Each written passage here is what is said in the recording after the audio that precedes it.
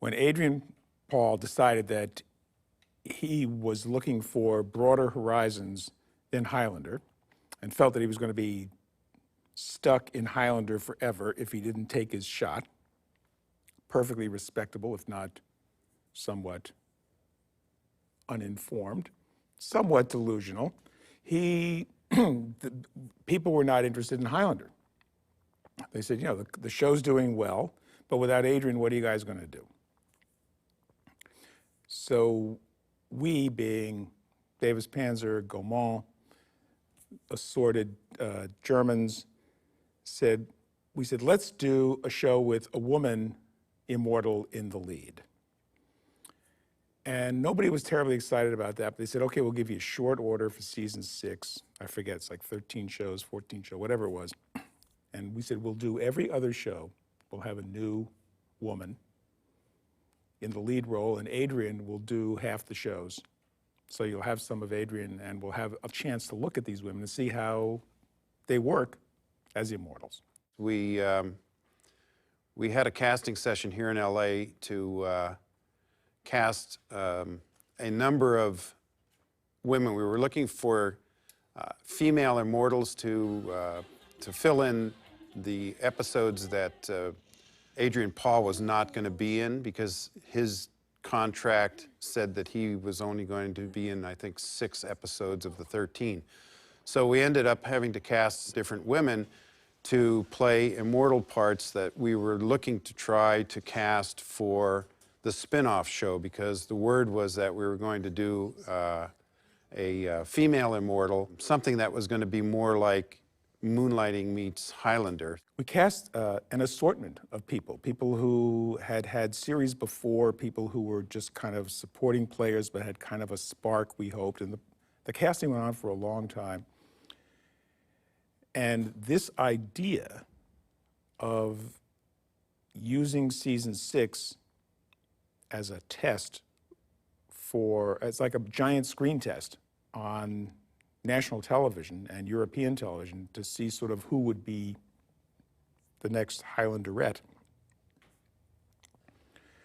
was an interesting idea, and it intrigued the guys in America and the guys in Europe, and they said, okay, let's go for it. And what we ended up doing was we ended up trying to find the perfect immortal woman. We went and I think had, I don't know, 20 or 30 different people come in to read for it. And out of that, we picked 7, none of which really worked. And I'm not sure why they didn't work, but there was never any of these women that were strong enough to carry a show. In the end, I don't know how the decision was really made, but Elizabeth Grayson became the Raven. Paul Johansson walked into the room, and we were all there, and it was like, boy, here's a good-looking, physical guy who had been a, Olympic basketball player or something like that, and he was a professional boxer, could do all this stuff, and we thought that he was a fair match for Amanda, that, you know, as things sorted out, that their relationship grew. I mean, we took one look, we talked to him for an hour, we saw some stuff he had done before, and we said, I mean, this is the perfect guy. This is, you know, the perfect guy. I mean, you know, Paul Johansson was and is a very fine actor. If he hadn't been, we would have cast somebody else. Because at the end of the day, somebody can be charming and tall and physical and all of that, but if they don't have the chops to play the part, it ain't gonna work no matter who it is.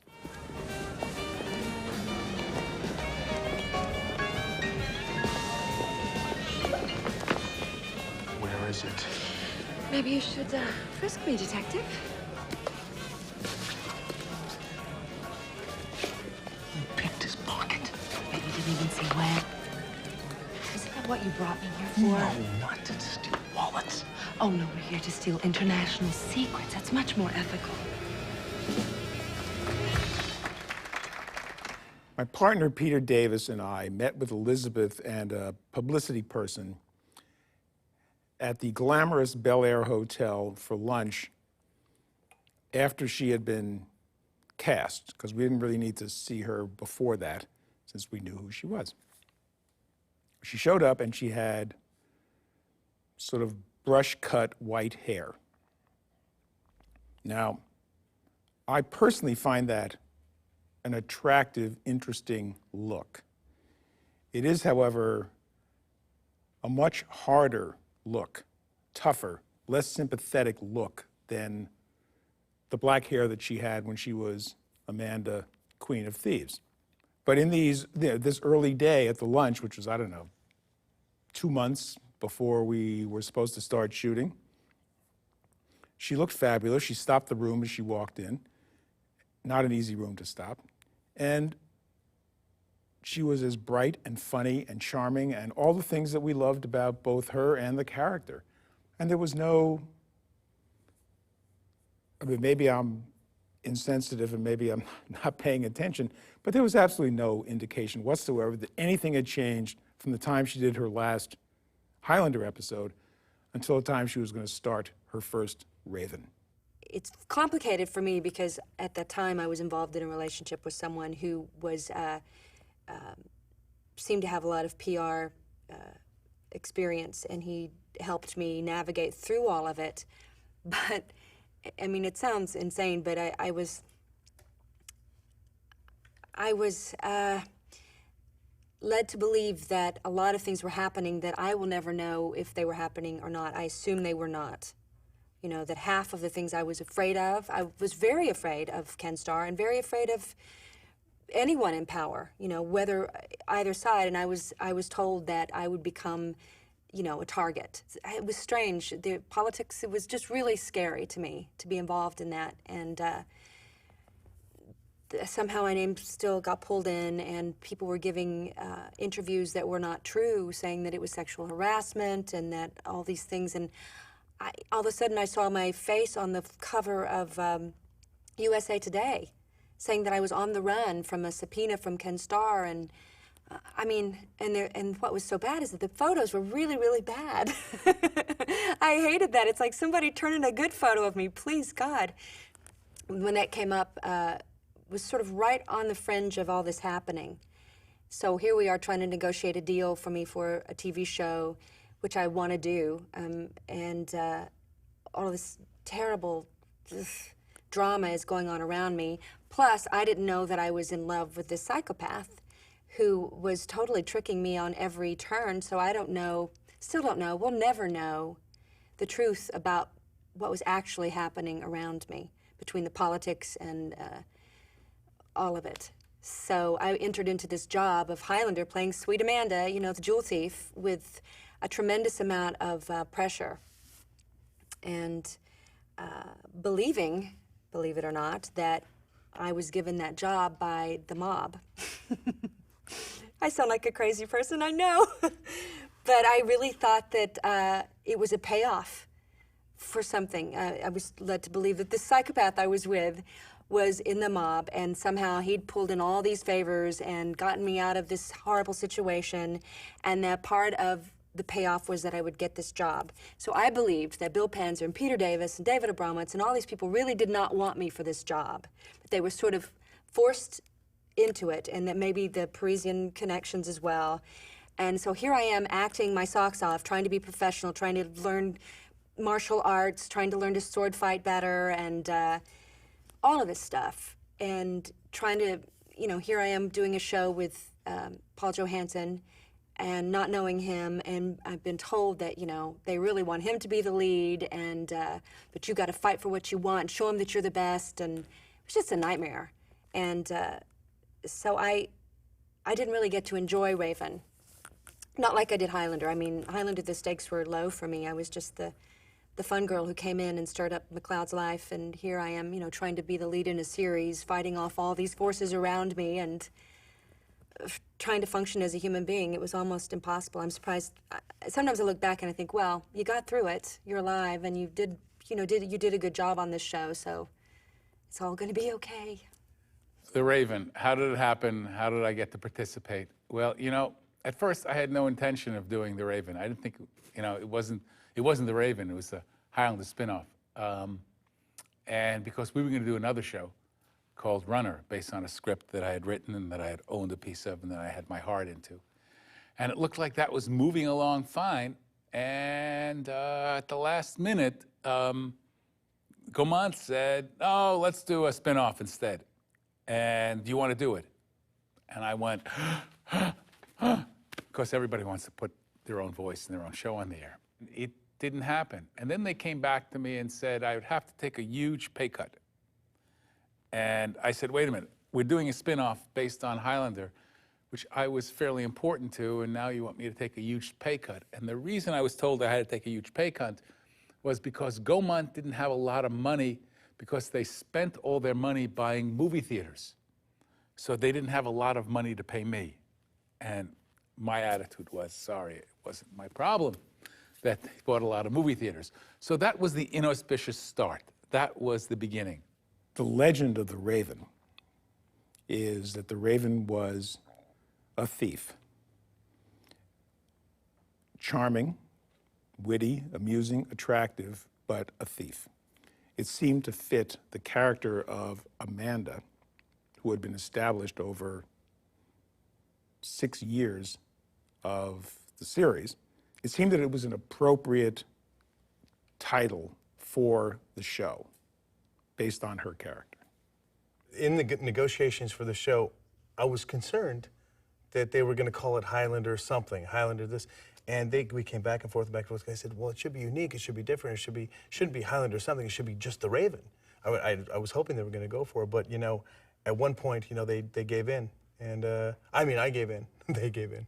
No, I realized that in order to market the show properly, they had to have the Highlander name associated with it, and it was a very good business point that they'd made. I don't have a very clear memory of the Raven. In other terms, what I felt during the last 2 years of Highlander was these writers and the producer, who was very creative, were writing more and more about how painful it was to be immortal. And there was a little bit of an existential crisis linked to also an inspirational crisis. And it became a little bit less MTV rock and roll. By the time they went into Raven, in my opinion, we were full-headed towards a middle-age crisis show. In other terms, you had Elizabeth, and her best friend was 10 or 15 years older than her. They lived in this very conventional apartment. That was like a New York smothering, suffocated apartment. You had huge meetings about how the apartment should be right, people with adding curtains and more furniture. It was getting more and more like an antique, smothering 50s apartment where you'd go and visit your aunt. It had very little to do with what I would call a hip, rock and roll, immortal kind of comic strip-ish, Ribbon of Dreams kind of crazy show with gothic, baroque, kind of edgy, dreamlike sequences. It was very straight.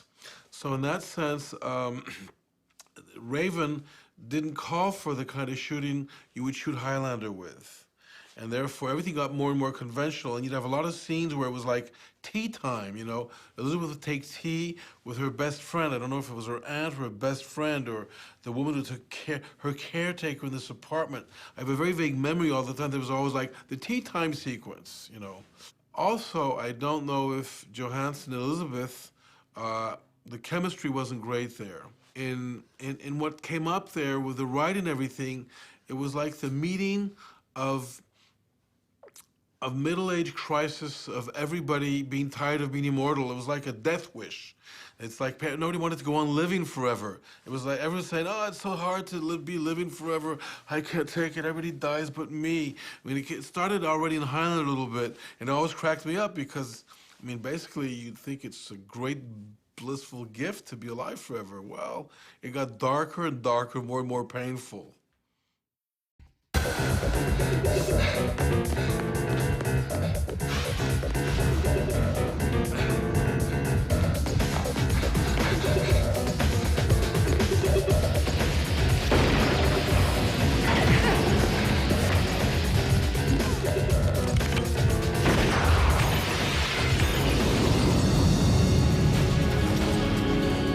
Well, I always felt that it was really Amanda's show.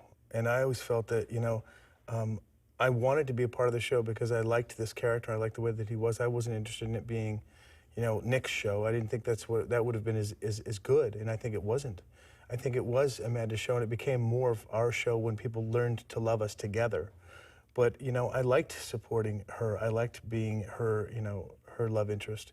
And in my mind, I always felt like I was supporting that character, that immortal character, because that's why it was sold on the Sci-Fi Channel. That's why it was sold on some of these other channels, because people want that. I mean, from a writing point of view, I never want to play a character that's less intelligent than I am, unless it's a specific story point. Whereas he's, dumb, like in Soap Dish, when I played that character with Sally Field. I felt that he was Brutus, and a simpleton, and that lent itself to some good humor, good moments as well. But this type of character like this has to be bright, because the tool that he has when he doesn't have immortality is his brain and his ability to solve problems, and I wanted that to be it.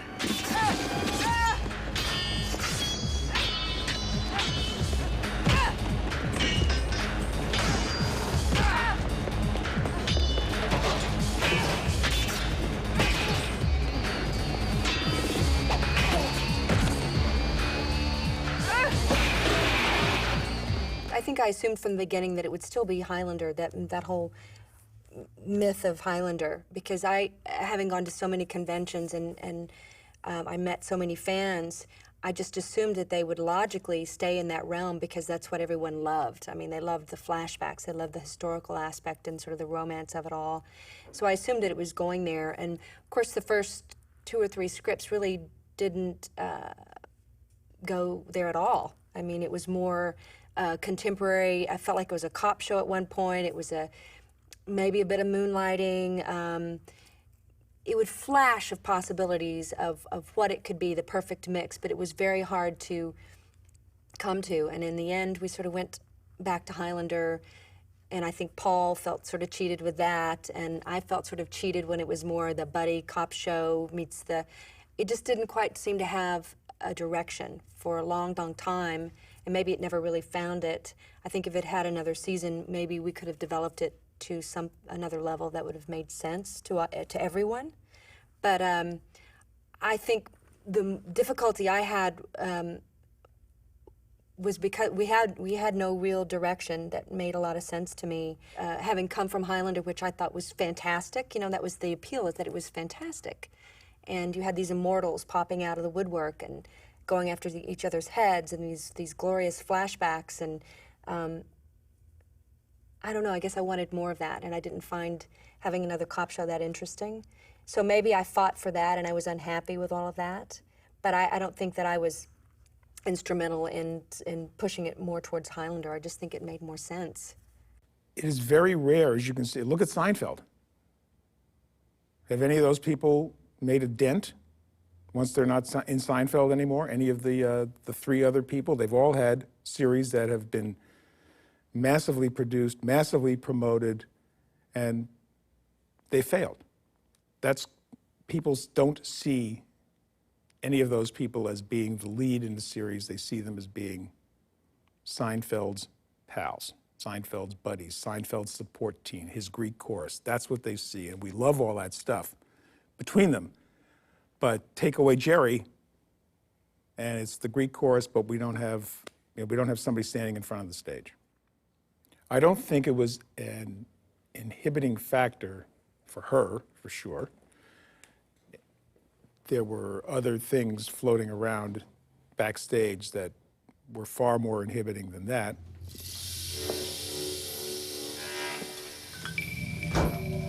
Maybe the good doctor had a case of spring cleaning.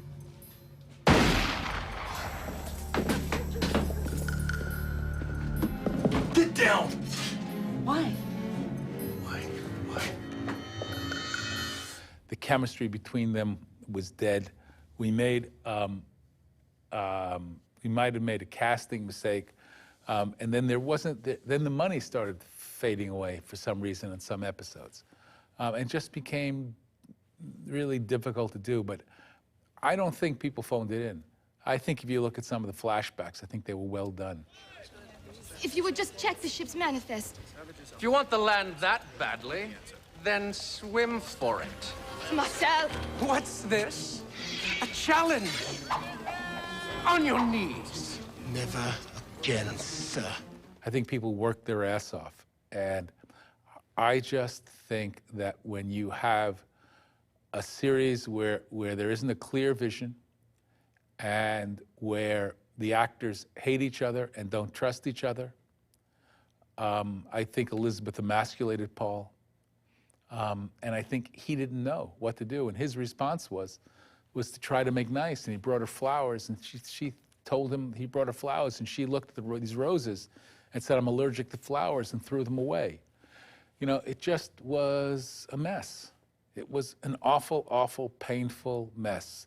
Though, you know, we had some really good episodes, and there were some really great moments, and people worked hard. You know, so I don't think people phoned it in.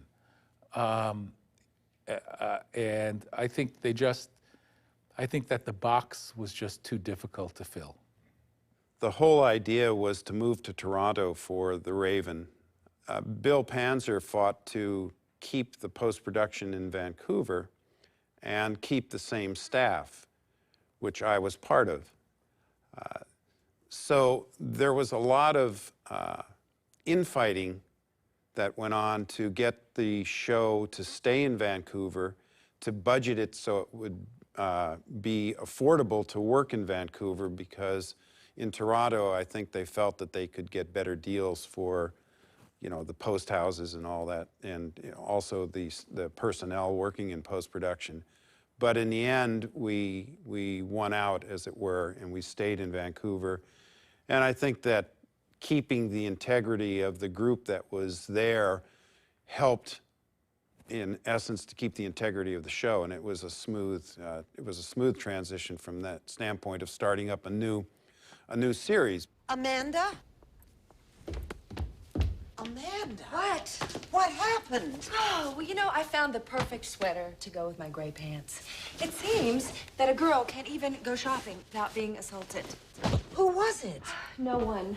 Really? Lucy, just leave it alone, okay? Maybe I can help. You really want to help me? Well, stop thinking that my life is your business. The truth really is, it reminded me of the first days of Highlander when I arrived in Vancouver. We had a DP that would take a lot of time and was very psycho-rigid. And it was very hard at the beginning to get all these guys to do what I thought should be, you know, the look we were looking for, with huge sequence shots and kind of like dark, edgy mood, you know. And basically, when that guy left, we started, I think, to be in touch with Highlander, which, you know, it took us some time. The guy would do very traditional shooting, was very, very pedestrian, you know. You rehearsed, and everybody marks the marks with stand-ins, and then you light, and you do one setup every hour.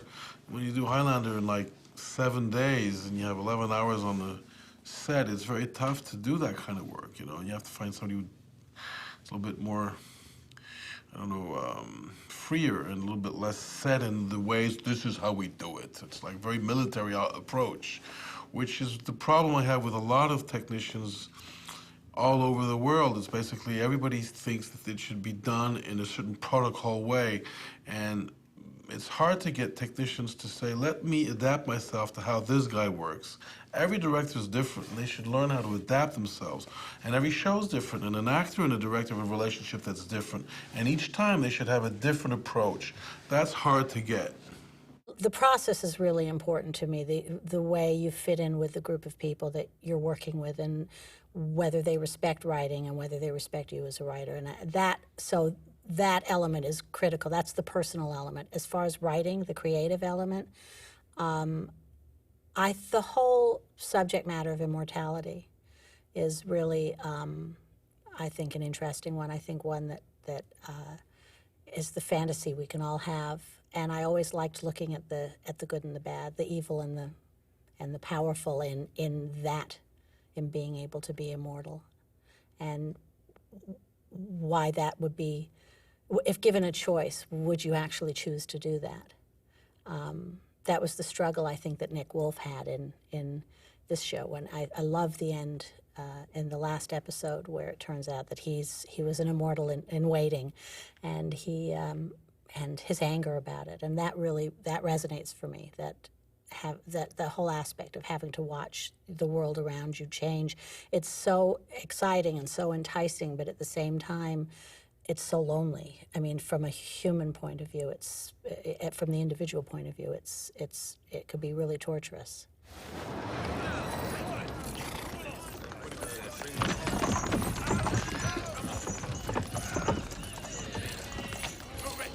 Move along now. Bells are almost loaded. Hurry up. Stay in line. Eyes forward. Look sharp there. Maintain an orderly queue. Excuse me, sir. Has the Maria Rose set sail? She departs with the evening tide. But not for your kind. Not as passengers. I think that I knew the flashbacks again were going to be 1700s in the West Indies. So I thought, what if we created an oppressive atmosphere? 12 angry men, 12 people in a room. You begin to sweat. You begin to go crazy. Well, this took place in many different sets and locales, but I did want this heat wave to be happening as the story was unfolding, as we were telling the story. And so you see a lot of sweat going on. And again, it's hot in the tropics. It was hot here. It was just another way to add texture in addition to color.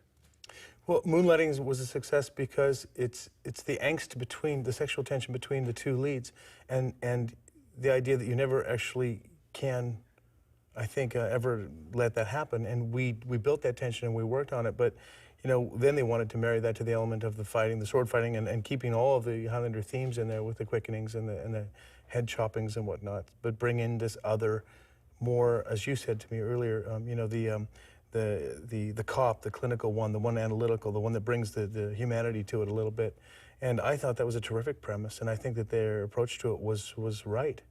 And I don't know if it wouldn't have been a bigger success or a bigger hit had it not been on CBS or ABC. I mean, syndication is in itself had, at that time, particularly more than it does now, a more difficult time finding its own audience. If it gives you any trouble at all, promise you'll come to me. Thank you for your kindness.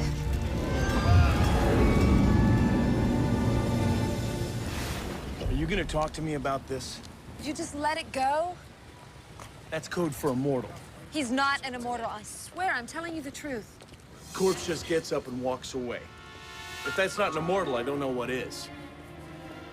I had this specific idea. I thought Paul looked good in sunglasses. It was August. It was hot. It was steamy. It was sweaty. There was a reason to have sunglasses, and I thought, wouldn't it be cool if we had a shot where you could see the flame in 1770 something or other, and it was really you thought maybe it was from the sun for a split second, but really you were flashing back through a transition into the West Indies. And so you and I worked that out. I think we've got a storyboard somewhere kicking around on some legal paper that still remains.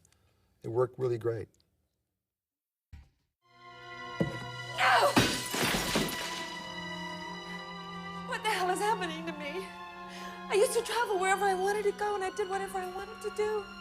I mean, a little burglary here, a little petty larceny there. My life was just rolling along, and it was fine. You don't have time for this. And then your partner, Claudia, she has to go and die trying to save my stupid life. And then all of a sudden I have to start thinking about what I'm doing, and what I'm about, and all these things that I've done. In 1,200 years, a person is bound to have some regrets. Regrets? You call this a regret? Don't be so hard on yourself. Really? You don't think that it's about time? I mean, I've lived my whole life with not a care in the world, and all of a sudden, I find out I'm leaving a trail of corpses. I killed 120 men. I'm not running away. He's a professional soldier. We all are. That particular scene in that show, I could see basically deepened her character because it brought up the whole notion of sacrifice. Where she added a different skin or a different facet to her character, and she wasn't just so facile and a devil may care, but she became in touch with her feelings as a character and an immortal about what the consequences of her actions were. That's why I dressed her in white at the end. I thought it was appropriate to have her in white. the blood would show up when she got stabbed. And she sacrifices herself almost in expiation for the sin of killing all these men. And of course, she comes back to life, but it still hurts. You still go through the whole process of death, that death experience. And there's something kind of ironic of them walking away, the two of them, at the end of the episode into the woods.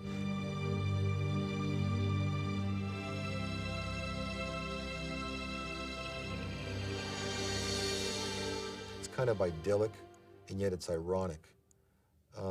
It's a very strong episode, and one I'm very proud of. And one of the things that we struggled with the whole season was to not make Nick Wolf look weaker because she was immortal and had these powers. It was a very, very big challenge to keep him as a really strong, heroic guy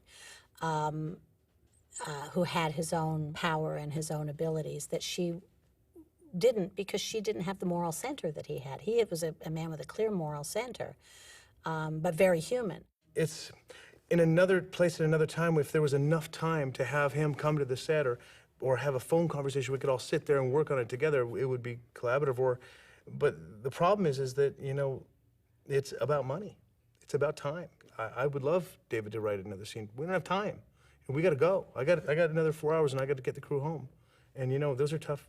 Those are the compromises we have to make. The problem is you have to remember that on a series, on a syndicated series, it's a long haul, and we're all family, and we all have to get through it. And it shouldn't be an insult when people are trying to contribute, as long as there's not micromanaging and people aren't stepping on each other's toes. There should be respect. I'm sorry if he felt, you know, that he was given short shrift. The show is Highlander the Raven. The show is about an immortal. The immortal lives in the flashbacks, which means camera time is going to be played on the immortal. There will be sword fights. That's part of the franchise. We did the best we could, you know, and you know, I wish him well. He's on One Tree Hill now. He's having a nice life. He was always a nice guy.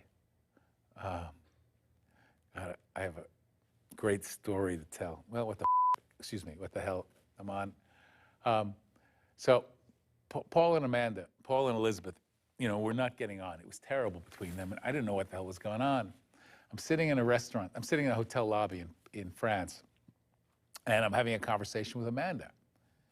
And, you know, I invite her out to dinner with Elizabeth, and I invite her out to dinner, which I thought was a reasonably nice thing to do. And then Paul comes in, and he sits down, and I figure these are my two stars.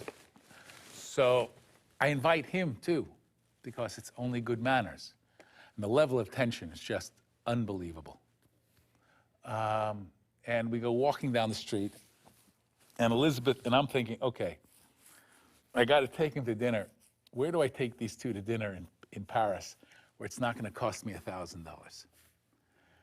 So I go into, we see an Indian restaurant. I figured, okay, that's reasonably safe. So we go into the Indian restaurant, and before we get to the Indian restaurant, Elizabeth stops, and she picks up about a dozen French fashion magazines that are about $6 or $7 a piece. And of course, she doesn't have any money. So I pay about $120 for the fashion magazines.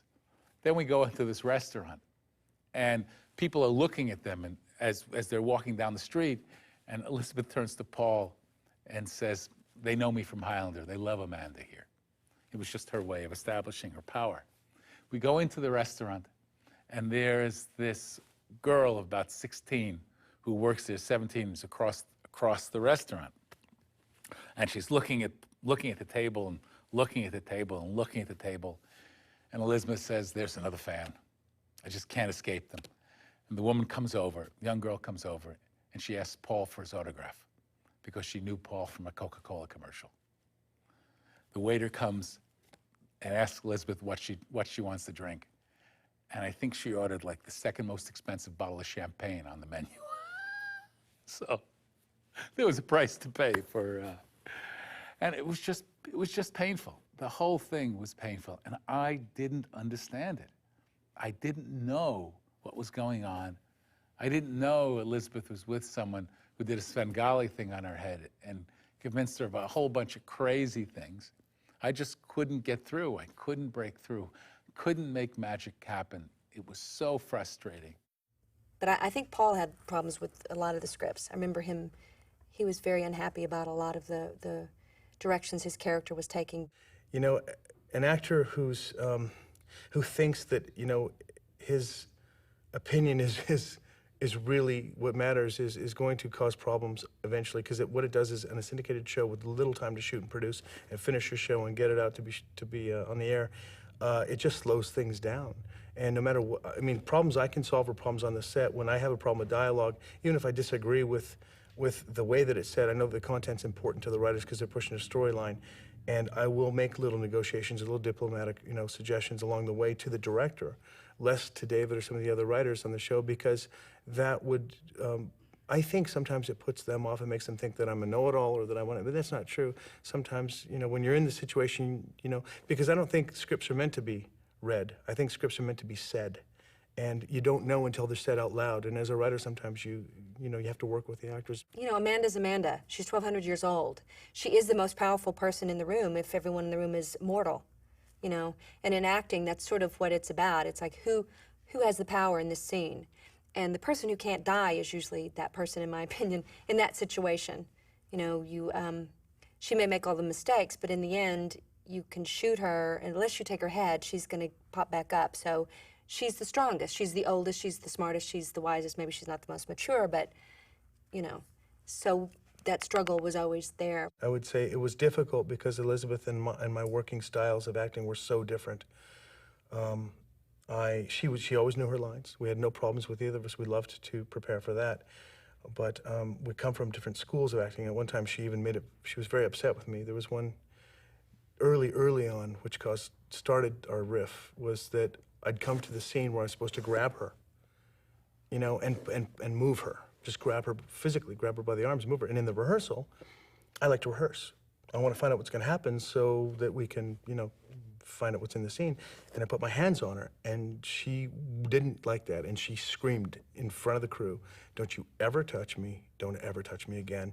You know, and it just went, I said, "But that's my job. I'm supposed to touch." Wait, hold on. Yeah, right here it says touch you.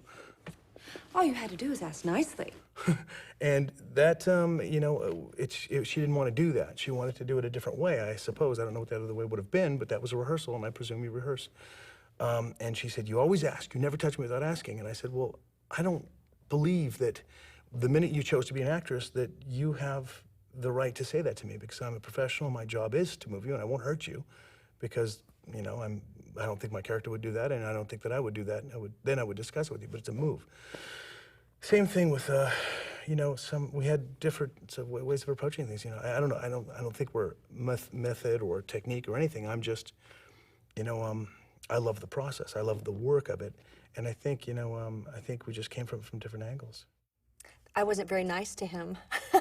I was told a lot of stupid things about him as a person, which I didn't bother to find out for myself. I just, you know, projected that onto him, that information, and that was wrong of me, and that was very petty for me not to sort of eke out my own relationship with him. I mean, you can still be wary of someone, but sort of develop there's no reason to be unkind to people, and many occasions I was unkind, and I know for men that's hard, you know.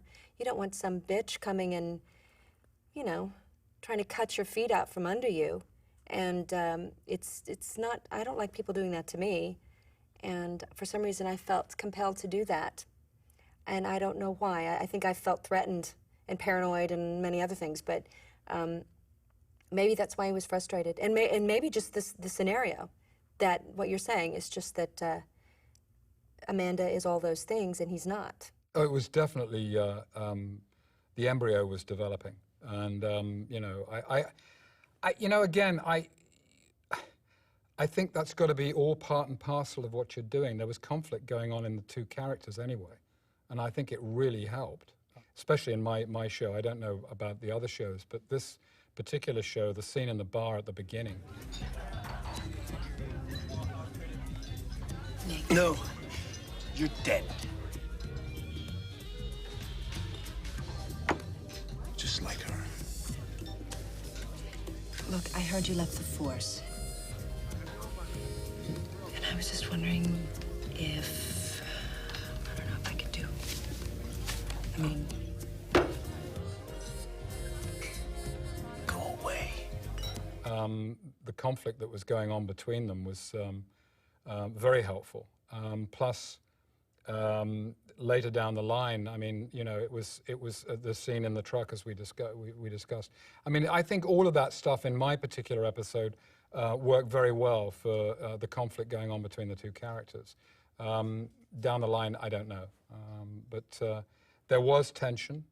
Sometimes there's ways of actually harnessing that and actually using it and helping it a little bit sometimes, you know. But all in all, you know, unless it gets completely out of hand, which, you know, I've been in shows where it has, well, I've directed shows where it has been out of hand. I think you need to harness it and use it if you can as a director, and not try and police it.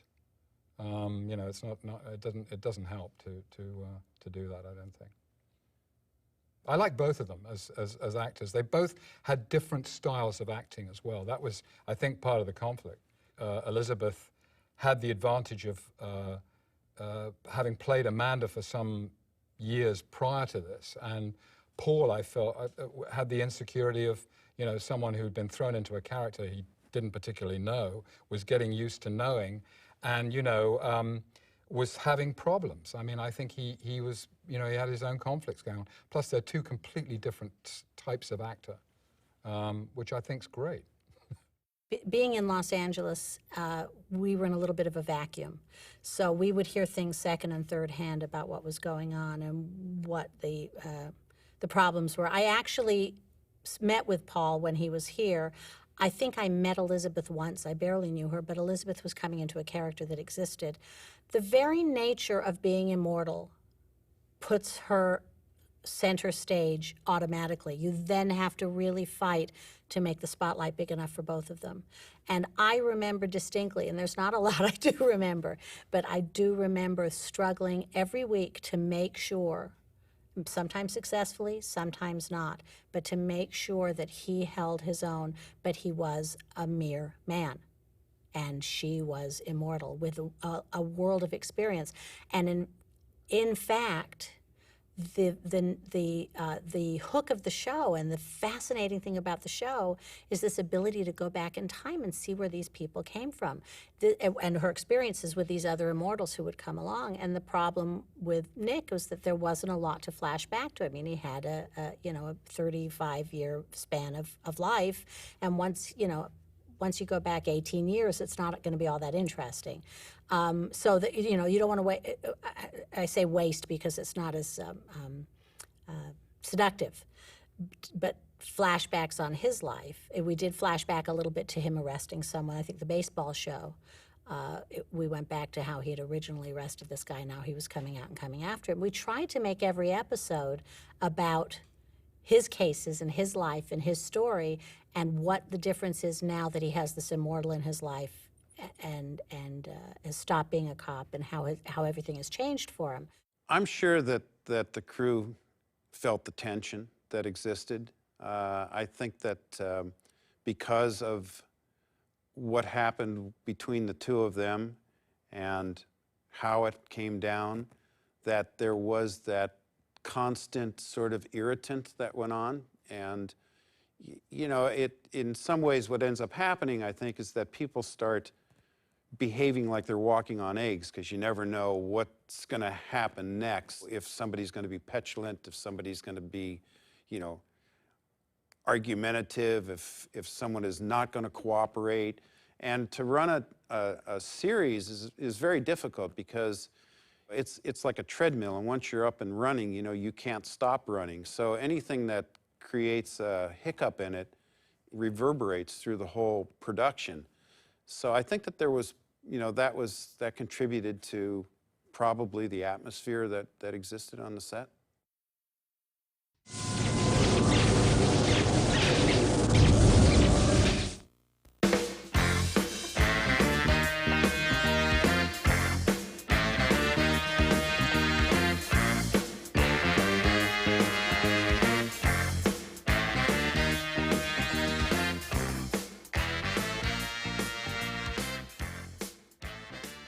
So we had this big convention in Anaheim. We had 4,000 people there. Everybody from Highlander was there, in front of the camera, behind the camera, Roger Daltrey. I mean, everybody was there. It was a fantastic, fantastic time. Elizabeth felt that she couldn't be there. She was in hiding. I don't know if that's a little too strong, but somehow she couldn't be there, but she would do a video interview. She was smoking a cigar. She was afraid that Kenneth Starr was going to subpoena her. It was, if we'd been smarter, we probably would have said, something's going on that we don't know about. You know, your private life is your private life, but you're about to become the main character in a series. Huge grind, lots of work, shows hanging on you. And maybe we've been smarter. We just said, something is really going strange here. Something's wrong. This is not our Elizabeth. Gosh, suppose that she's flipped out. Suppose that something terrible is happening to her. Suppose that something has happened that's changed the way she relates to the rest of the world, including the Highlander TV series. We didn't want to know about it because it was a boat you didn't want to rock. Busy nights? You broke into my house. That seems to be going around. Next thing you know, I'll be stealing your garbage.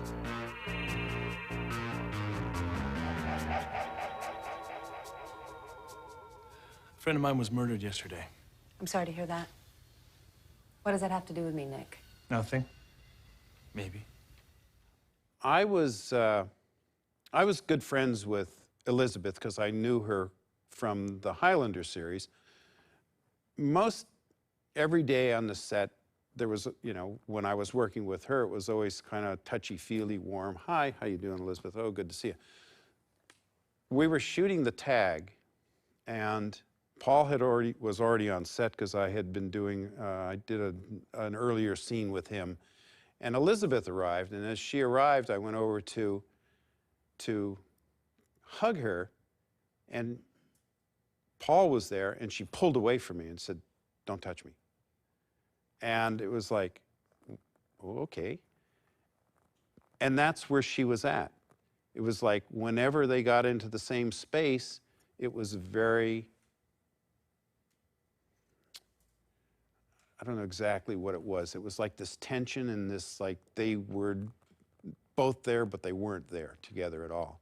And oddly enough, like when you look at that scene, they come across as though they actually like each other, which says something about their acting abilities. Oh, hello. What's new? What's new? Well, let's see. The stock market's in chaos. My blood pressure's finally leveled out. Looks like Michael Jordan might stay with the Bulls. Oh, what more could a man want? Oh, I don't know. Maybe the Valentino diamond?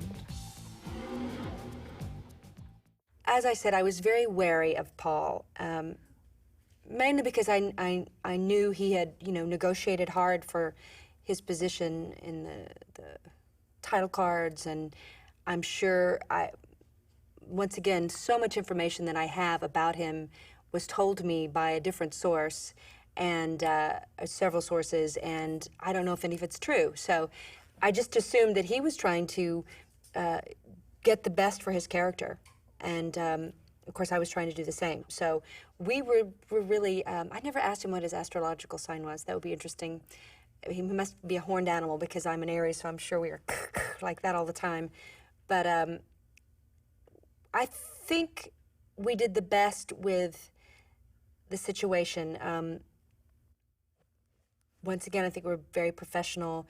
I believed that he was a very bad person because I was living with a psychopath who told me that he knew all this information about it. And I just assumed he was. And I think that colored everything. You know, I could dislike you, but when I think you're really a bad seed, I guess I was just hard on him and would not allow any intimacy in terms of a relationship of us becoming friends. I just wouldn't allow it. I was sort of told not to allow it, and I followed those instructions, much to my, you know, it's my loss, definitely, to have had the chance to get to know him. I promise you, I'll have her call you the minute she comes home.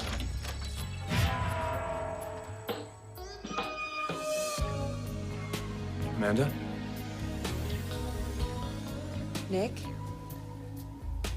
Vic. Vic, Nick. Well, Vic.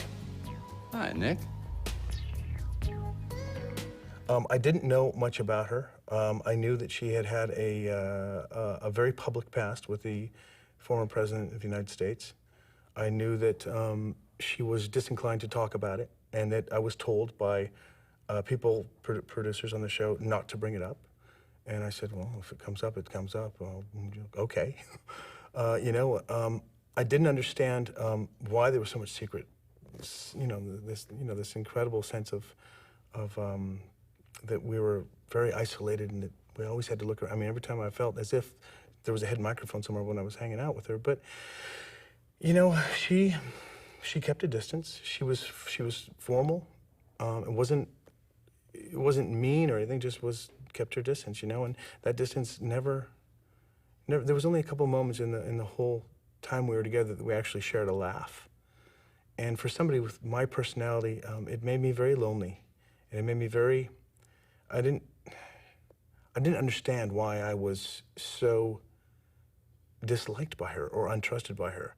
Yeah, we had a couple of big arguments, and but then some moments when he was incredibly sweet to me, and I just shut him down, and I don't know, it was strange. It's amazing that we got through it, actually.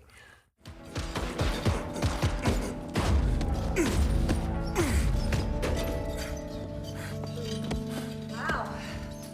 Maybe you should give the bag a woman's name, like Mary or Gwendolyn or anybody you might be angry with. I don't think you really want me to do that. Yeah? What if I put on some gloves and we win a few rounds? Don't worry, Amanda.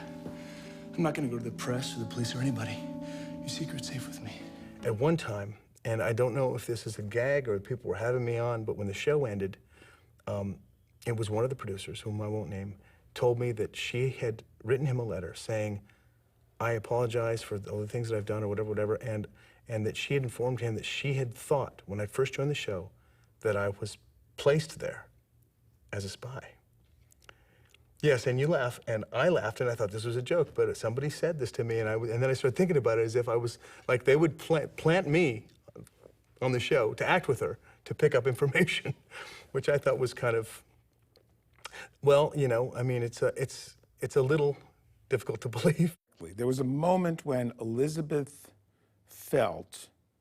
believed that the reason she got the part had nothing to do with the fact that she'd been on the show for 6 years, that she was a wonderful character, that she was the love interest from time to time of the lead, that the audience liked her very much.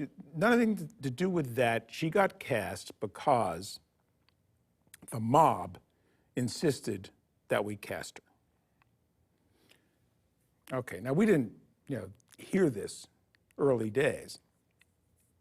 I think there were real problems with Elizabeth because she was with that lunatic who totally co-opted her and made her believe that she was hired because of the mafia and there was CIA fronts, and Paul was hired because of the CIA, and they didn't trust each other, and I went and tried to talk to her about it, and I was hitting stone walls. We gradually started to find out as we were filming in Toronto, preparing the show in Toronto, building sets, all that usual stuff. We gradually found out as we started meeting the guy who was with her, if I get this correct, the ambassador to the Cayman Islands from the Vatican. Okay, you take things at face value. Anytime he wrote you something, anytime he sent you something on a piece of paper, it was always Xeroxed, had the Vatican seal on it. He had a Vatican ring, or it appeared to be a Vatican ring. And if you showed up late for a conversation with him, which I did sometimes, he would say, no, I just delayed my flight to New York because I have my own plane. I went to dinner at his house. He knows that I'm sort of into wine. He said, I've got something very special for you. He said, during the Second World War, they didn't bottle any of the first growth's Bordeaux. They didn't bottle Chateau Lafite because the Germans were there and they would have drunk it. But he said in 1945, when we came in and we swept through Paris and liberated France and all that stuff, he said they bottled their first vintage and was called L'année de la victoire, the year of the victory. And he said, I'm going to serve this to you tonight. Excited, delighted. I'm in the car going to the guy's house where he and Elizabeth were living. And Priscilla, I tell her this story, my wife, and she said, you're never going to see the bottle. Sure enough, we sit there, we have a vodka, the sliding doors to the dining room open, and there is a decanter, a carafe of the wine. And I said, boy, I'd really love to see the bottle. And he said, it's at the Framers. Did I really drop my pants? I probably did. But I'm an actor, and I believe that an actor has to be a prince and a clown at the same time, the jester and the king and all those things. You can't take yourself seriously as an actor and walk into the room and try and demand everyone's respect. It's something you must earn, and part of earning it is allowing yourself to be a fool. I never saw that. I would hear about this behavior, and of course that just fueled my belief, oh, my stomach's growling. That would just fuel my belief that he was just not professional and that he was all these things, you know, and he was just working hard like I was, and you know, he was just being a clown, I suppose. I remember one scene he decided, he was just doing it to goad me. He came on and wanted, he said, well, maybe I'm looking for your panties in this scene. And he started going through all the doors, and I just sort of went off the set in a huff. It was just, it's so childish now. It's just ridiculous. But, you know, he's just being a clown. Oh. Ah, well, it's a good thing you got wheels. What's this? It's yours. A little peace offering. You're kidding. Well, I think the appropriate response would be, thank you, Amanda. The headlight's smashed. What is that, a paint chip? You're gonna have to replace that front wheel. Now, whose fault is that? I didn't come through the door at Mach 4. I was in a rush. A friend of mine was about to get her head chopped off. We still friends? I mean, Elizabeth and I never really became good friends, and I think that that's a shame, because I know that she's you know, we had wonderful chemistry on camera.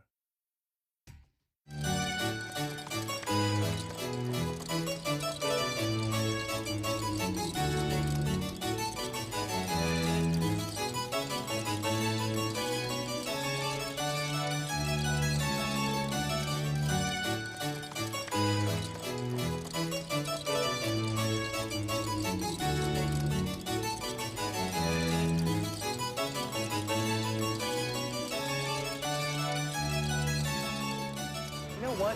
What? I'll walk. What did I say?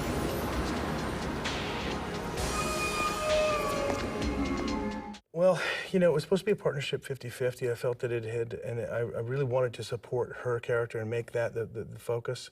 But I wanted the writing to be good for me. I wanted it to be intelligent. I had some early conversations with them, and they, you know, I don't mean it to be, you know, I didn't want it to be unapproachable for audiences, but I wanted it to be that Nick wasn't, you know, a bumbling, athletic, you know, hunk guy with his shirt open in every shot. I wanted him to be, you know, a man that's had loss and fear and humanity, and I wanted it to be very complex. And a lot of that stuff they can't write for you, even if they're great writers. A lot of that stuff is your job to bring, and there isn't always the time in syndication to incorporate some of your acting work into what's going on.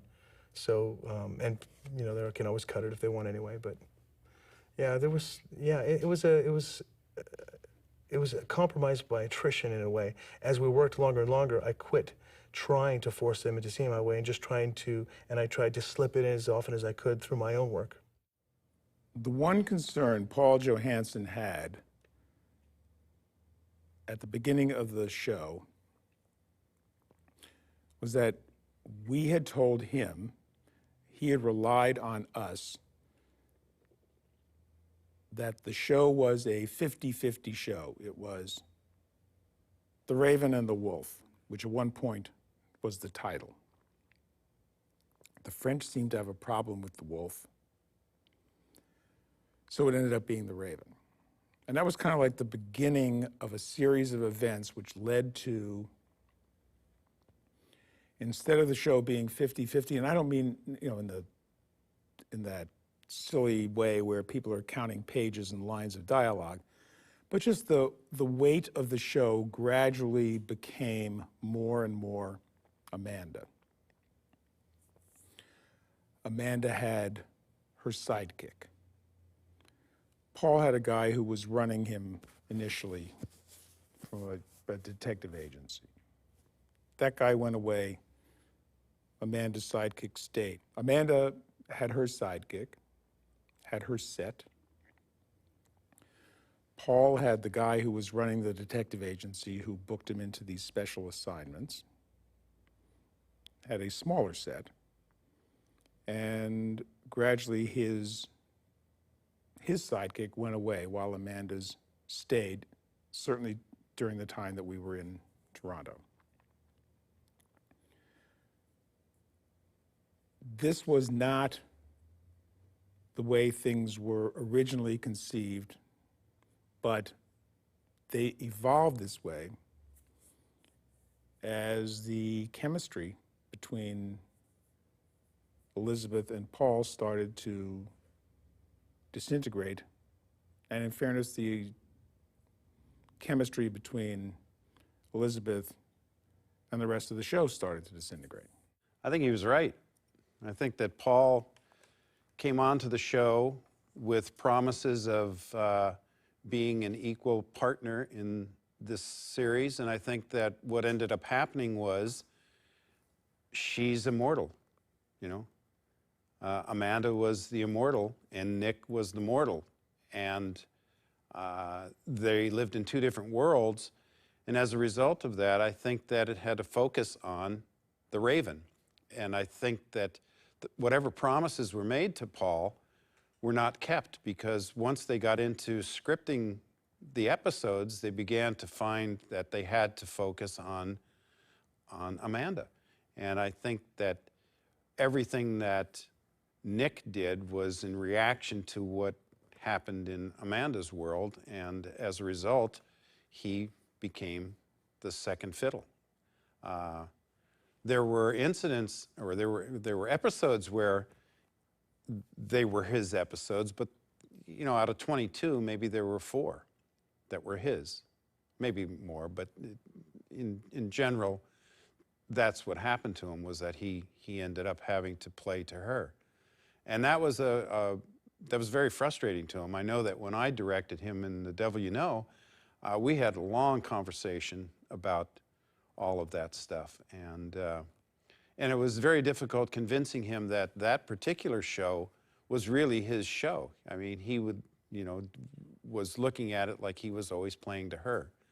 And whatever was going on personally between the two of them added to that frustration, I think, that he had. What began to happen was that, you know, it's like when two people are standing up and kissing or hugging.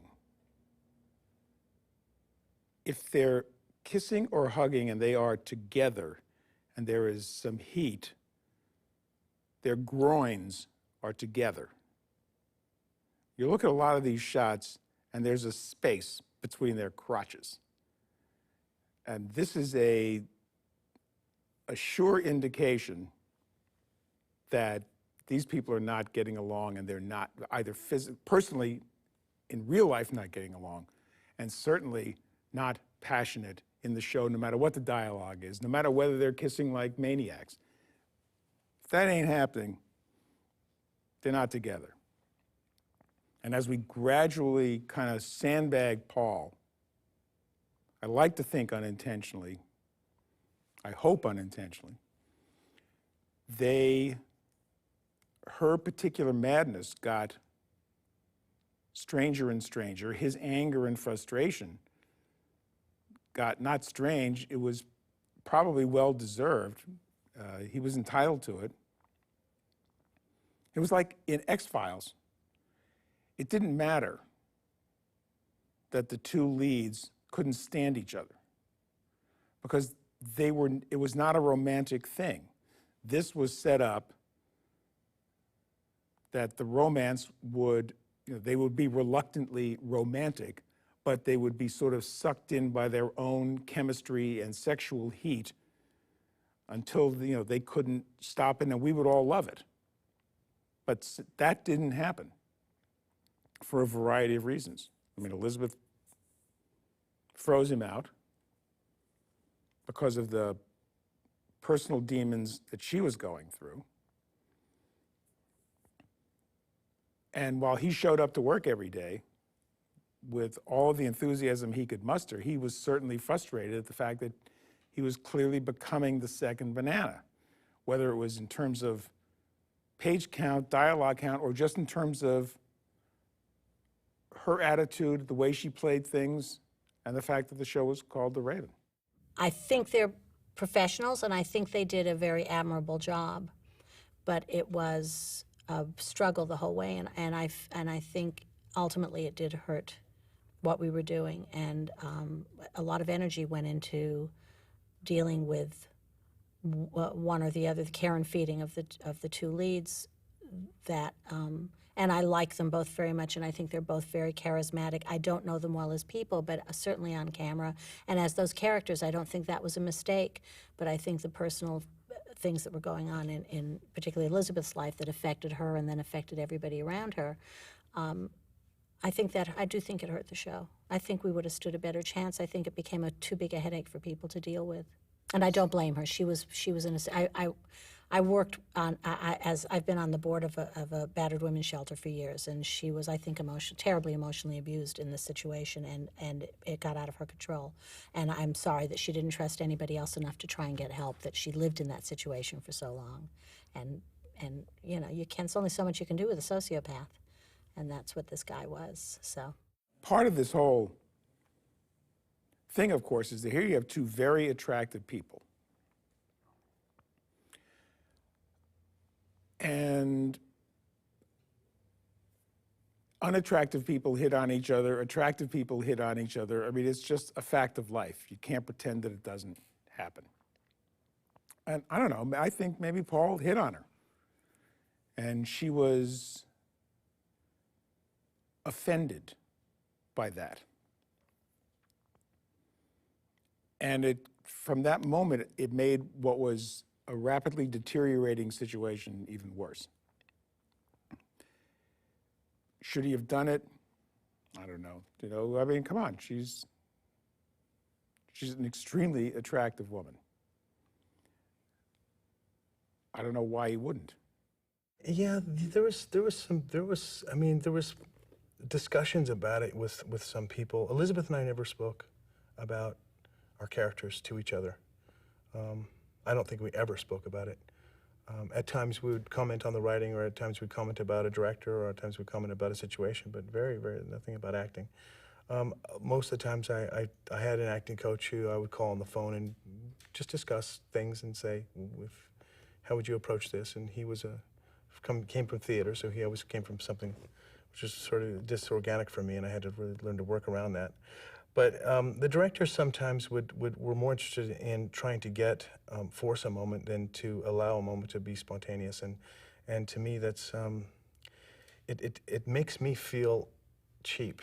And I had to sometimes, I mean, not like I have any great insight to the world, but I do know that sometimes, directors are very, very visual, and sometimes, it's really great to trust us, because sometimes we know what we're doing. Hold still. Ow! Did you see who was in the car? Yes, did you? I already knew. Well, let's go get him. You go away. I'm just trying to think with Amanda. I mean, it's just the strangest thing with that character. Lady and the Tiger, I got that script, and I just sort of got it. So I almost say that the suggestion of who she was came from the writers and all the different writers who contributed on those scripts. But I don't ever remember having a conversation with a director. I mean, the thing is, when you live in the skin of a character for a while, even after you've played her for 3 or 4 times, you know who she is. And the director is if it's a new guy who's never worked with you, he doesn't know who you are. I mean, maybe he's seen it. Maybe he's screened an episode of a Highlander before or something, but he doesn't really. You know more than he does about the character, and you notice more when someone makes a suggestion that doesn't line up with what you know about your character. I had that happen with somebody on Highlander, and like, you know, he wanted me to break a character's neck with my feet. You know, he said, I want you to grit your teeth while you do it. And I said, I just knew that wasn't right for my, you know, that maybe I'd break the neck, but I wouldn't relish the moment. But it never really happened with Amanda. I don't know. It was just sort of this, everyone sort of got it, and they just trusted me. I mean, granted, from take to take, you can do a take better, and you can be more convincing, or be funnier, or be whatever you need to be. But I don't remember that happening with her. I've had that happen with other characters, but not with her necessarily. But there's one episode where in the past, it was around the First World War, Amanda does something that because of her frivolous nature, and she steals the dispatches of a courier, thinking that it's so well protected, it must be jewels. And it turns out to be a battle plan. And because of that, a battle plan never reaches the front. And because of that, hundreds of men die. And she lives with that. And someone comes back. Someone comes for her now to kill her. I like that episode. I like the number of episodes. I thought the episodes were, some of them were directed very, very well and acted very well. It's not, you know, I am not unproud of the series. It was just walking through coals to get it done. And because of my personality type, I took everything personally. Every hit felt like somebody was hitting me over the head with a club. Now that I'm older and more mature, it's only a smaller bat. In fact, it's like a mini bat.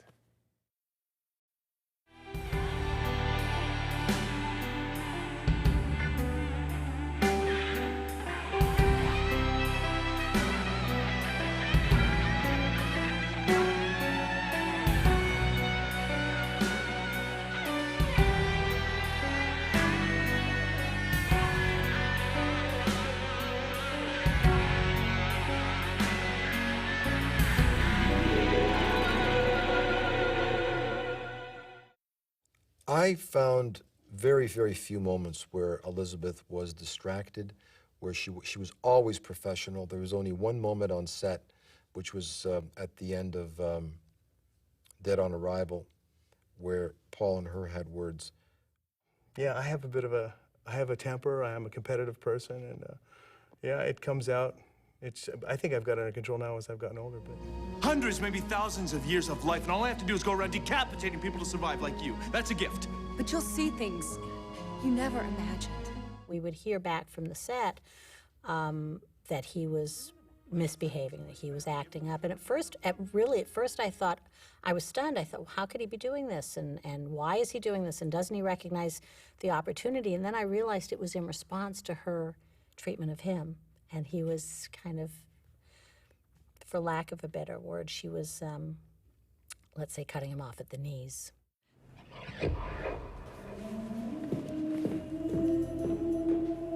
And he was reacting to that and trying to build his own, you know, defenses and his own strength. And he probably felt like he wasn't getting any support from us because she was very tight with Bill and with David and with, you know, she knew most of the directors, and with you, she knew everybody. He was the new kid on the block, and I'm sure he felt very isolated many times. yeah, I had a bit of an Irish temper. Yeah, no, it was, you know, as a competitor, I hate the idea of being taken advantage. I remember in one game, I was playing against Greece, and the greatest scorer in all of Europe at the time, his name was Anton Gallis. And as I went up to shoot the ball, I was in the corner. As I went up, he, you know, you can't see because my hands are up and his hands are up, and he spit in my eyes as I was shooting. He was doing, poof, and the ref can't see that because he's trying to block the shot, but he spits in my face. it was number one, I thought it was cheating, which it is. Number two is I thought it was disrespectful, which it is. And number three is I missed the shot.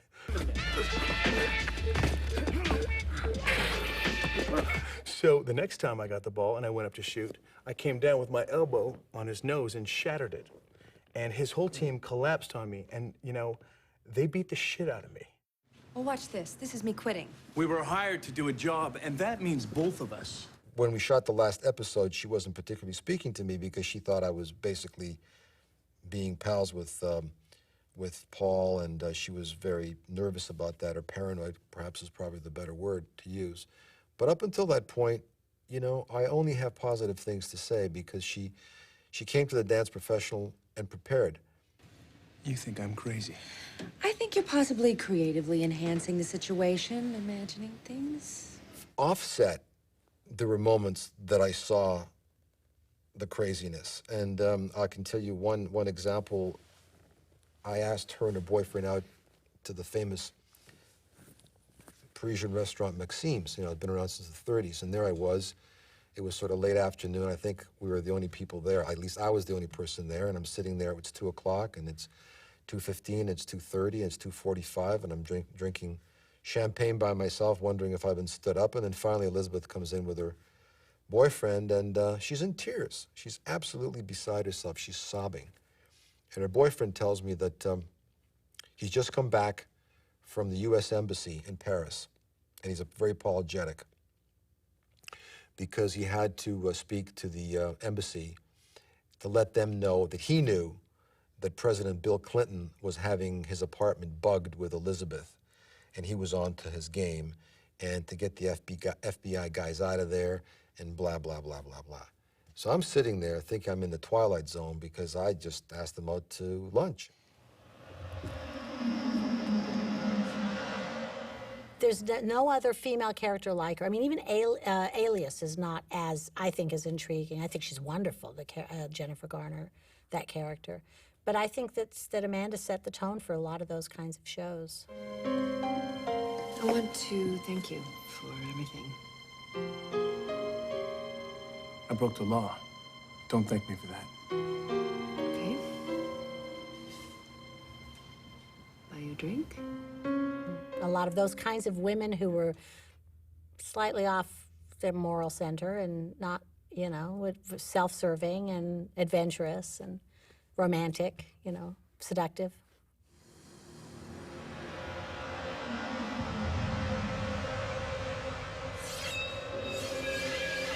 It was a labor.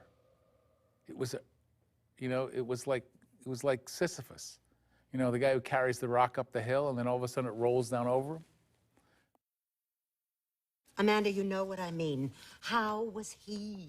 He was nice. Nice. A melon is nice. Elizabeth was 35 years old, 36 years old. Do you think I could have gotten away, or the show could have gotten away with hiring a 17-year-old girl who was young and beautiful to play opposite her? You know, would that have worked? Elizabeth is the matron in the show? I mean, could that have happened politically? And there were bad choices made. There was nothing hip, there was nothing young, there was no bounce. I didn't do any of the casting, so don't. When we conceived the idea of Lucy, Lucy was going to be like Rosie Perez. Lucy was going to be 25 years old, Latina, funny, hip, always telling Amanda she was full of shit. I mean, it was going to be a real bouncy, modern, young character.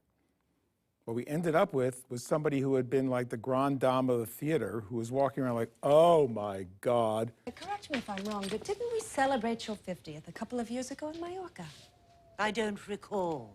That one choice, not that our Lucy didn't perform her character well. She did, but it was the wrong choice. Yeah, there was one that I really wanted and fought for, but no one else wanted. And that woman was Carrie Ann Moss. And I fought really hard for her. And Bill decided that she was crying and tears were fake, if you really want to know the truth. But it was Carrie Ann Moss. And that's who I wanted for the part. Oh, God. Sorry, Bill. But that one choice turned the thing from Amanda having to be a modern, hip person to allowing her to be a drama queen as well.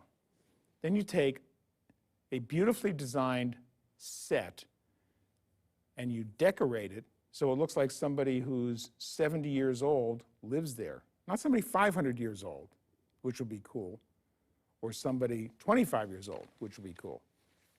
No, it's just a normal person living in a set with heavy drapes and overstuffed furniture.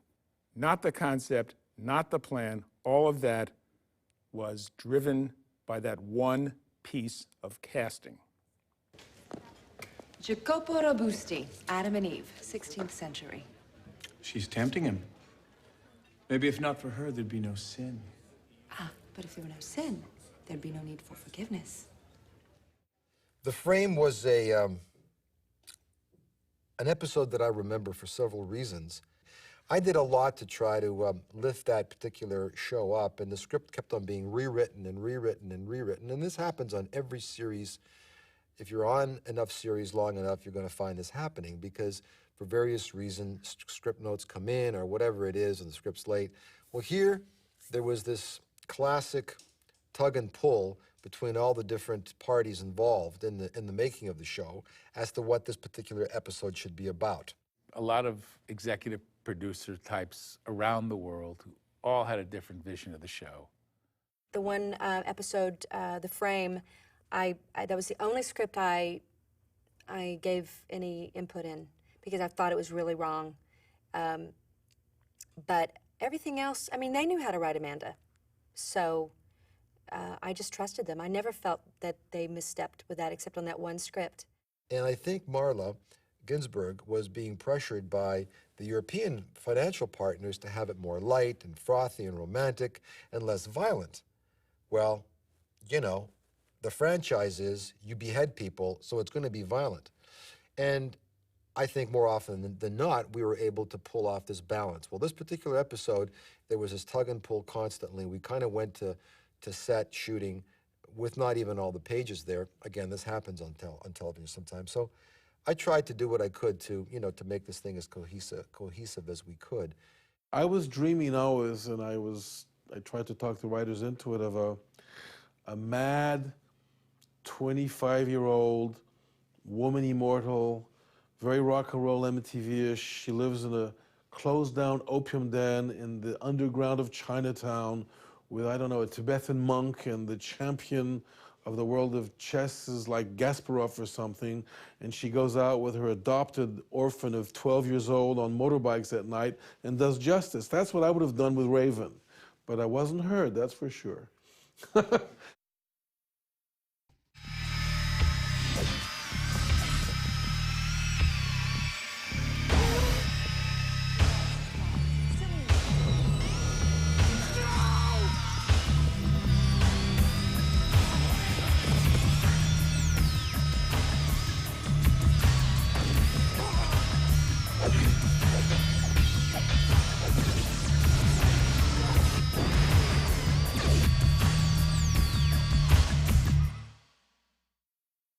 Elizabeth is a very talented restoration comedy kind of actress. You know, what if I move the sofa over by the sideboard?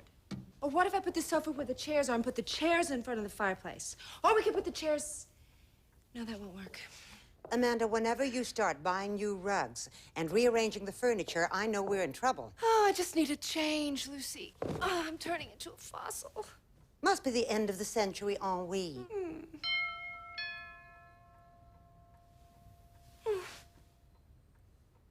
Why don't I get it? She's very gifted at that. That's probably why they went with her and they conceived the show around that talent of hers. At the same time, I think there's a contradiction with sword fighting and cutting off heads and this restoration comedy kind of feel. It's very, you can do it a little bit now and then, you know, like you have a scene like that, but it's hard to have a show try to angle that way.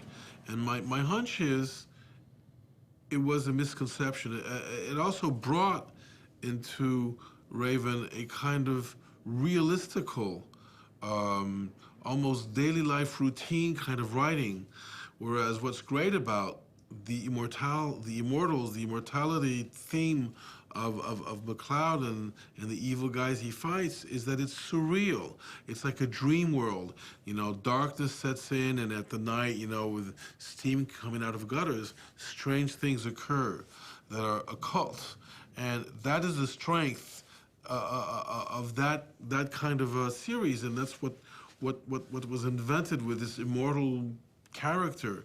And if you keep having that immortal character and it's all lightweight and honey, you want some more tea, and you know, he's not my lover, but I have to hide him in the closet because the other guy thinks he is, and it's not right, basically. It's not going to click, and it doesn't crystallize. Well, for me, I liked it moving into that area, more the Highlander traditional flashbacks and all, more sword fight. As much as difficult it is to do that many sword fights, I liked it. I thought that was the romantic part of the show. They took Amanda, the writers took Amanda on a journey, very different than what I probably first conceived of the idea, but I don't know. I mean, to me, the character's still alive. I mean, and so is Wolf, and you know, it's. I think it gave them somewhere to go. It was incredibly dramatic, and I think it was a shame that Paul and I probably grew further and further apart. So we had no. I mean, I had my psychopath boyfriend living there, so I had that. I don't know if his girlfriend was there at the time, but you feel sort of floating in that atmosphere of Paris. I didn't so much because I'd done so many Highlanders there. I felt pretty grounded when I was there, but I didn't feel betrayed at all in terms of character development. I think anything you could do for Amanda brings a deeper sense of character to her, because she started out so light and fluffy, you know, with this great history, and she still has that, but you know, she's sort of being put through the mill. It's funny because it sort of paralleled what was happening to me, but I mean, you know, of growing up and thinking, learning that what's important, what's fantasy, what's reality. On the one hand, I felt that Elizabeth, that's a very warm, charming person, and in a way I like her better with her black hair and her black eyes and her Latin look, and when she's herself, basically, was in some kind of emotional panic and crisis, and she kind of like projected onto him with very, very much of a kind of fusion, kind of crazy demand to suck in there the dream of love and life solutions and protection and father figure or whatever, and that it was a little bit crazy on her part, a little bit desperate and self-destructive. And what I told her is, you can't put all your life in the hands of one person. Be careful, he can't be your manager and handle your money, which she got very upset at, and she felt that was very resentful. On the other hand, like many psychotic personalities, this guy was very charming, and you know, we walked around, he had me over to dinner. It was a very pleasant dinner. I mean, the first clue I had about him was he told me that he was buying this coffee shop in Toronto for us to have coffee, and he'd buy one in Paris. He liked to buy coffee shops, and that he was an investor. And I went to this coffee shop where I go every morning. I said, do you know this guy? He says, he's a nutcase. He's not buying this coffee shop. I don't know what he's talking about. Then I had a clue that something wasn't solid. But he was a very charming guy. Maybe he could change life, you know, it's everybody's dream, you know, you run into this great seducer who says, now all your troubles are over, you know, I'll be taking care of your life and we'll be set forever, and, you know. The dinner was very pleasant, you know. When you're starting up a new show, you're trying to find a sense, the sensibility about the show. You're trying to find sort of the tone. You're trying to find the rhythm of it. One of the weak areas that we had was in the music. We had hired a composer who had to be French because of the deal, the co-production deal. So there was a guy who was living in New York who fit the criteria, but he had never worked on a series before. So it was like pulling teeth to get him to do what had to be done. My job was to sit and go through the show with the composer and spot it. So every week we would have to spend 3 hours on the telephone because he was in New York, and go through the show and talk about where there should be music and what kind of music there should be. And this guy would hit a cue and it would be pretty good. And then every other cue would be pretty bad. And he never quite got it. And I think that he was in over his head. And I remember one incident when I was shooting in Toronto. It was during the Toronto Film Festival. And I had been talking to him just prior to going. This was like a few days before I went to Toronto. And I said, okay, you know, you've got to get this stuff done. You know, you've been falling behind and delivering late, and it's like really causing us problems. And the music stinks sometimes, and we've got to deal with that. We have to edit it, and et cetera, et cetera. And he's, oh, well, I'm working on it. I'm working really hard on it. I go to Toronto, and I end up in this bar, and who's sitting down there but the composer? And it's like, what are you doing here? And that's sort of what he did in that show. DP is supposed to bring a style to the show, so that any director who comes in there doesn't bring his style. And it is true that in Highlander, what used to happen was everybody would come a little bit with his own style, and Bill Panzer would encourage that there would be kind of like a director's imprint on the shooting of Highlander. At the same time, everybody was a little bit nervous because they were feeling it was at the end of something. So there's a lot more of a kind of production interfering in a way where I felt the freedom of creativity was taken away from directors, and it was less interesting because of that. And you also had different concepts and visions. There was this always when you're insecure about a show, everybody thinks, oh, but it's full of comedy. It's going to be very lightweight and full of fun, and it's a comedy. It's as if people are tired of doing what they were doing that was this dark, Baroque show, and we're going to do comedy. But nobody wrote comedy. Well, you know, I think that some of the things that, obviously, you know, the reasons it didn't come back for the second season were, you know, the problem with Reicher closing its television department. You know, couldn't find a home for it. You know, I think, honestly, for me, I think, you know, we didn't really, I don't know what the answer is, honestly. It sounds like a business problem to me more than anything else, but if I could have changed anything, it's that I would have probably had more scenes where there was more character development, more inner life between Amanda and Nick. I would have liked to seen them move in together or something early on, so they had to share space, and that claustrophobia creates like a tension. Yeah, we had a couple of big arguments, and but then some moments when he was incredibly sweet to me, and I just shut him down, and I don't know, it was strange. It's amazing that we got through it, actually. I would have liked, you know, I know there's a couple of moments where we kissed, but I would have liked a moment where there was just this sort of unspoken kindness where somebody's hurting and you just go put a hand on their hand and you don't say anything. I mean, just a little bit more sensitivity in terms of, because they're both tough characters. So, you know, people are just aching for those moments. It was his show as much as hers. He was always feeling it wasn't his show. You know, she didn't have that problem. I don't think she had that problem because I think she had other emotional problems that were beyond the show, clinging on to this dream and probably somewhere in her subconscious feeling something's wrong with her relationship with this guy that was far more important than the show to her. She'd come in very professionally, knew her lines, did her work, acted pretty well, didn't get along well with Paul, but didn't at the same time dislike him. He was always very angry and felt cheated. But what really happened was I think he had a hard time finding what to do in this show. In other terms, he could do easily a dark cop and a prisoner of a mad, dark world, and he could get very dark and emotional. And that's not what they asked him to do, you know. I mean, I know what kind of a show it was. You have to understand the genre as well. I get it. There's beheadings and there's blood and there's, you know, firecrackers and all the bells and whistles that go with that. But, you know, you can't forget that, you know, a long time ago, you know, filmmaking and television programs were people sitting around a campfire telling stories, and that ultimately story is the most powerful thing we have in this medium, and we have to remember it. It's any single vision is what's important. Just so that when someone does logical extensions, which is what storytelling is, that it comes from the same source and it flows in a kind of consistent manner. When there are lots of different input from different directions in different areas, it becomes blurry, it becomes unsure, it becomes tenuous, it becomes vacuous, and you never know what you're doing, so there's no consistent flow. If people would have backed off and let me run with the show, I would have.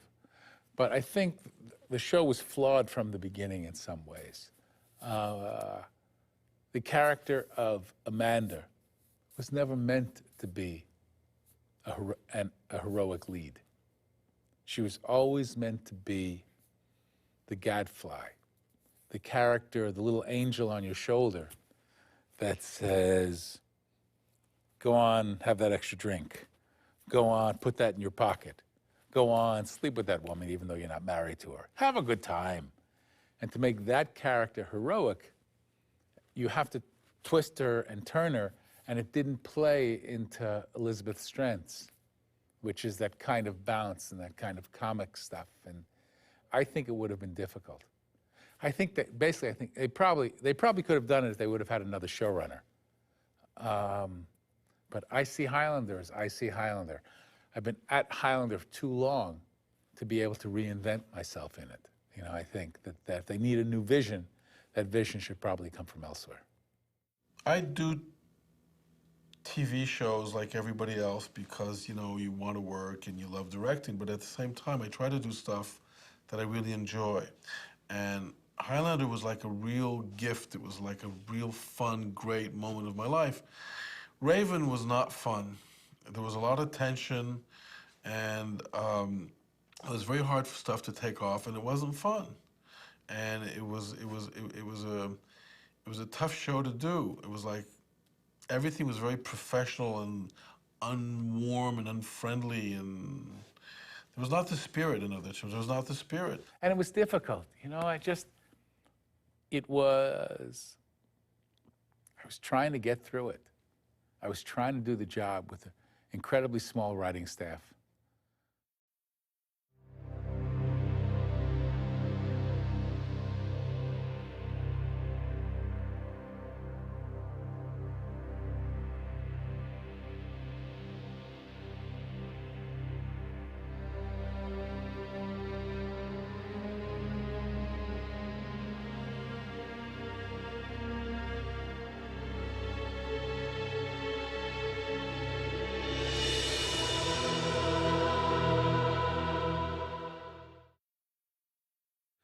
Starting a new series is very exciting because, for the obvious reasons, of course, because you're going into a new series and you've got the potential of having a long run on it if everything works out and everything kind of comes together.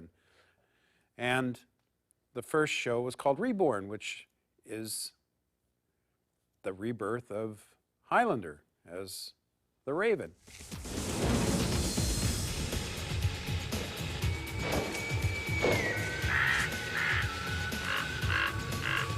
It was so well written. It was filmed in a very movie-like style. It had Amanda leaping off a building with her sort of Batwoman kind of cape, which for some strange reason we never used again.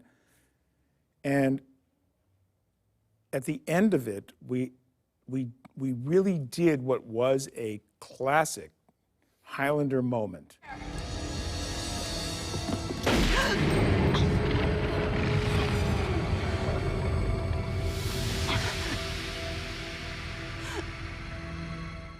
So a mortal life was sacrificed for no purpose. We'd never done this before. We thought it was a great idea, and it was a great idea. We thought we set a tone for what might be coming later.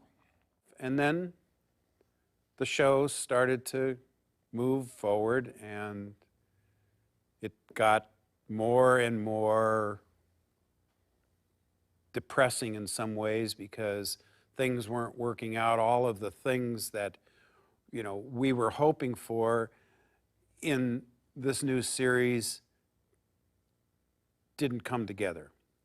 It was a tough slog right from the beginning. The shows work best where there is a single vision. And I work best where I can look at a show and I say, I get it. And then when I get it, it's really completely clear to me. And I can tell you what any character would do at any moment, and even the aberrations in character. And I just understand it. I feel it. You know, it's a gut thing. I didn't have that feeling with this, and I struggled. I felt disillusioned because of the breakdown in my relationship or non-relationship with Elizabeth. I felt disillusioned at times because I didn't know the direction of the show. It wasn't revealed to me. There wasn't a lot of communication from the writing staff in terms of where we were going. But you know, I also felt that other actors had it worse, and here I was, you know, living in Paris shooting a series. You know, not a lot to complain about there. With each week, we were getting a new set of problems and more conflict, and you know, the scripts were never quite there. If I were to tell you the times where scripts were thrown out and we sat writing them, or major characters were thrown out, or we were told that this actress was too expensive, so instead of having her in 12 episodes, we could only have her in 6 episodes, or 9 episodes, or in 15, we could only have her in 8, and all of a sudden you had to rewrite episodes at the last minute. It's not the way to do a series successfully. You know, it wasn't planned well. People got nervous. I think the tension was more about, was the show going to be light and frothy, which was satisfying the European market, or whether it was going to be more like the Highlander, which was darker and more brooding, with more gravitas. And that was a dilemma. It's a conundrum. And I think, again, when the show worked, that marriage between the two, the light and the dark, worked. The idea of trying to have that moonlighting kind of repartee and interaction between the characters didn't really gel. One, because of the relationship between the two actors, but also just because of the nature of what, you know, Highlander is about. You know, it's a dark show. It's about, you know, immortals taking other immortals' heads, and in this, you know, just didn't lend itself to that, and it was trying to like mix oil and water. Obviously, a different show was sold to different markets, which is why we would get different notes from the Germans and the French, and they'd be totally different shows than what Bill and I thought we were doing. And so you try to make adjustments, and you really can't be everything to everybody. There needs to be one clear vision of what it is to make it work. It kind of was, you know, unfocused. And of course I was aware because I had to execute the scripts. As for the actors, I don't know that Elizabeth ever voiced concern about that so much. She just wanted to know that she wasn't going to be sandbagged or torpedoed, and that she liked the script and that nobody was trying to compromise her character. The fact that I was given an opportunity that people liked that character enough that they thought she was interesting and worthy of following.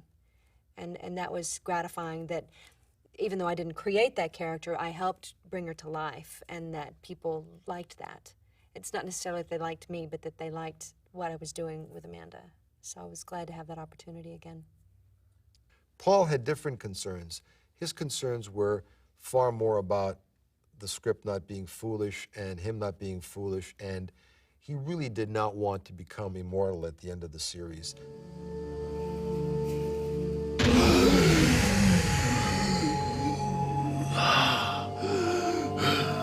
You're not gonna die. You're going to live. And then, of course, we go through 21 episodes and we come to the last episode, which was Dead on Arrival. And I always thought it was kind of ironic that we went from Reborn to Dead on Arrival, and that show was Dead on Arrival. I mean, it ended in controversy. There was Paul Johansson's character of Nick Wolf, who dies in that episode and then is reborn as an immortal, and he didn't want to be an immortal. But it was my life. Well, now it's your life forever. I've given you a gift. You call this a gift?